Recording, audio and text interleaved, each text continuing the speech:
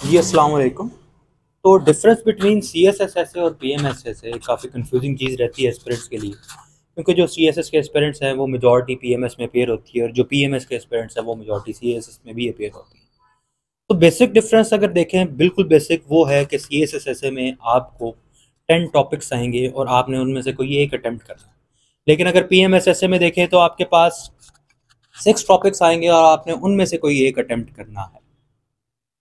अब अगर एग्जामिनर की डिमांड्स को देखें कि एग्जामिनर क्या डिमांड कर रहा है बच्चों से, अगर आप सिलेबस आउटलाइन खोल के देखते हैं या कोई पास पेपर खोल के देखते हैं, उसके ऊपर जो इंस्ट्रक्शंस लिखी होती हैं तो उसमें क्लियरली लिखा गया है कि candidates are required to reflect comprehensive and research based knowledge.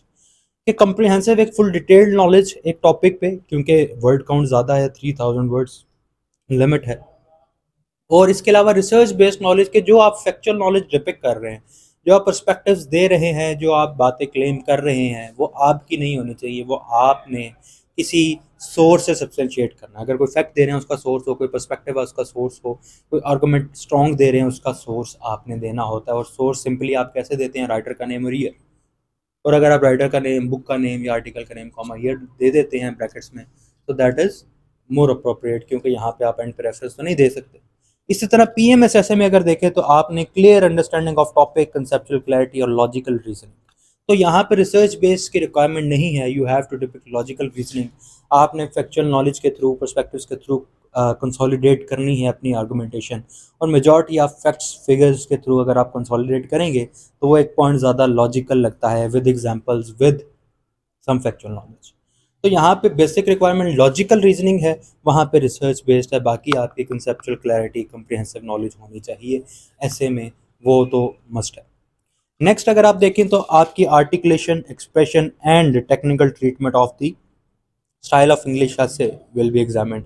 कि आप अगर जज करें इसको तो आप कैसे इंग्लिश लिखते हैं, आपकी आर्टिकुलेशन क्या है, सेंटेंस स्ट्रक्चर क्या है, सेंटेंस स्ट्रक्चर में डाइवर्सिटी है नहीं है, डिफरेंट फ्लो आप मेंटेन करते हैं नहीं है, आपकी एक्सप्रेशन कितनी इवॉल्व है, एकेडमिक राइटिंग को फॉलो करते हैं या नहीं करते, और आपकी इंग्लिश में क्लैरिटी कितनी है।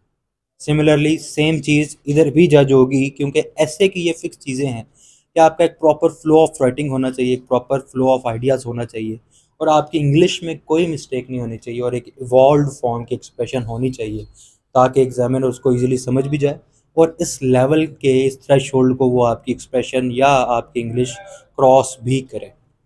तो पीएमएसएसए में भी आपका articulation, expression, correct use of English language ही जज होगी। तो ये तो ठीक है। अभी तक बेसिक डिफरेंस देखा, चॉइस ऑफ टॉपिक्स और research based knowledge against logical reasoning. Basically research based knowledge भी लॉजिकल रीजनिंग को ही डिपिक्ट करती है, लेकिन रिसर्च बेस्ड में आपके पास source of that book, that article, that report is a must. लेकिन लॉजिकल रीजनिंग में अगर आपको एग्जैक्ट सोर्स नहीं भी पता तो आप यूज़ कर सकते हो, लेकिन आपने सब्सटेंशिएट अपनी बात को मस्ट करने की ट्राई करनी है। और अगर आप उसका सोर्स दे देते हो दैट इज़ प्लस, ये नहीं कि देना ही नहीं है। नेक्स्ट आपके अगर देखें क्वेश्चन पेपर्स में जो रिक्वायरमेंट लिखी होती है, दैट इज़ कि आपने एक आउटलाइन बनानी है। सी एस एस एस में क्लियरली मेक एन आउटलाइन, उसमें नहीं लिखा कि कम्प्रिहेंसिव है, ब्रीफ है। आपने अपने मुताबिक, ऐसे की रिक्वायरमेंट के मुताबिक, अगर आपको पॉइंट को लिंक करने की ज़रूरत पड़ती है, क्योंकि अगर आप सिंपली पॉइंट पुट करते हो, उसका लिंकेज ना समझ आ रहा हो तो that is not clear idea. लेकिन अगर आपको कम्प्रिहेंसिवली उसको लिंक भी करना पड़ता है कि पॉइंट दें और उसको मेन हेडिंग या टॉपिक से रिलेट करें, तो वो एक ज़्यादा स्ट्रॉन्ग पॉइंट बन जाता है। आपके पास एक टाइम भी होता है 3 आवर्स का सी एस एस में, तो ये एक ज़्यादा प्लस पॉइंट है।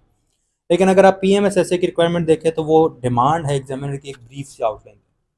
ब्रीफ यानी कि अगर आपके पॉइंट्स प्रॉपर अरेंज कर देते हैं क्लियरली, उसको ज़्यादा कम्प्रीहेंसिवली नहीं लिखते, एलैबोरेटिव नहीं लिखते, तो दैट इज़ ओके। लेकिन अगर लिख देते हैं तो again that is a plus point, क्योंकि इधर टाइम कम है, वर्ड काउंट कम है, तो आपको ज़्यादा टाइम ऐसे को ही देना चाहिए। तो आउटलाइन आपकी ब्रीफ ही हो। तो कम्प्रिहेंसिव आउटलाइन और ब्रीफ आउटलाइन, एक और डिफरेंस आ गया। फिर आपकी word count, C S S S में 2500 से 3000 वर्ड्स हैं, पी एम एस एस में 1500 टू 1600 वर्ड्स हैं। तो इसके अलावा दोनों में जो कॉमन चीज़ है that is organisation of your thought process, that is relevance to the topic और क्लैरिटी। ये दोनों में मस्ट है कि आपके जो आइडियाज़ ऑर्गेनाइज हैं वो प्रॉपर फ्लो में जा रहे हों, कनेक्टेड हों, एक प्रॉपर आइडियाज़ की भी ऑर्गेनाइजेशन हो, कि ये ना हो कि आप इफेक्ट बाद में लिख दें, कॉज पहले लिख दें, या इफेक्ट पहले लिख दें कॉज बाद में लिख दें। एक प्रॉपर आपके फ्लो में पहले कॉजेज आएँ, फिर इम्पैक्ट्स आएँ, फिर फ्यूचरिस्टिक, एक प्रॉपर फ्लो ऑफ या ऑर्गेनाइजेशन ऑफ थॉट हो। फिर टॉपिक से वो रिलेट करता हो, टॉपिक के स्कोप से बाहर नहीं जाना। अगर उसमें 2 वेरिएबल्स हैं तो हर मेन हेडिंग में 2 वेरिएबल्स को रिलेट करके चलना पड़ेगा। अगर एक है तो एक करना पड़ेगा। अगर 3 चीज़ें पूछी हैं तो वही 3 बतानी है। आपने रेलेवेंट रहना है। और third cheese, the third component is clarity. Clarity of language, clarity of thought. आपकी बात एग्जामिनर इजीली समझ जाए, दैट इज़ क्लैरिटी। तो अगर आप प्रॉपरली उसको समझा दें, टॉपिक से रिलेट कर दें, वो है, डिपेंड करता है आपकी इंग्लिश राइटिंग की कोहेरेंस, क्लैरिटी, कोहेजन में। आप फ्लो में बातें करते हैं, हर सेंटेंस आपका एक प्रॉपर कनेक्शन के थ्रू चल रहा है, एक प्रॉपर फ्लो ऑफ पैराग्राफ है कि आप इंट्रोडक्टरी लाइन देते हैं, फिर आप एक्सप्लेन करते हैं, फिर आप उसको कोई कंसोलिडेशन पॉइंट देते हैं, कोई रिसर्च बेस्ड एलिमेंट डालते हैं और फिर कंक्लूड करते हैं। तो एक प्रॉपर फ्लो ऑफ थॉट है। हर बात एक्सप्लेनेशन जब हो तो पता लगे कि ये आप एक्सप्लेन कर रहे हैं, रेफरेंस डालें तो पता लगे कि आप एग्जांपल देने लगे हैं, कंक्लूड करें तो पता लगे कि आप कंक्लूड की तरफ जा रहे हैं, नेक्स्ट पॉइंट की तरफ जब आएँ तो आपको पता होना चाहिए कि भाई अब ये आ गया। जब नेक्स्ट मेन हेडिंग की तरफ आप ट्रांजिशन करें तो एग्जामिनर को पता चलना चाहिए कि अब आप अगली मेन हेडिंग डिस्कस करने लगे हैं। एक कॉजेज की पहले आई, फिर आप इम्पैक्ट्स बताने लगे। तो जो भी ब्रेक डाउन है एक प्रॉपर फ्लो, प्रॉपर अंडरस्टैंडिंग के थ्रू अगर जा रहा हो तो हम कहते हैं कि दिस ऐसे has a clarity of thought. एक प्रॉपर फ्लो है, एक प्रॉपर अंडरस्टैंडिंग है, आपकी लैंग्वेज की ग्रिप इतनी स्ट्रांग हो कि आप इजीली, क्लियरली इस बात को समझा सकें। नेक्स्ट जो चीज़ है, अगर आप देखें तो वो है टाइम लिमिट। अगेन कि सी एस एस एस में 3 आवर्स की और पी एम एस एस में 2 आवर्स का एक टाइम फ्रेम होता है। तो ये भी एक डिफरेंस है। तो अभी तक अगर डिफरेंसेस को देखें हम बेसिक, तो सबसे पहले तो choice of topics C S S में 10 है, पी एम एस में 6 है। Research based knowledge C S S में, logical reasoning P M S में। और again logical reasoning C S S में भी है ऑटोमेटिकली, लेकिन आपकी नॉलेज जो आप यूज़ करें वो उसका प्रॉपर सोर्स होना चाहिए, रेफरेंस होने चाहिए।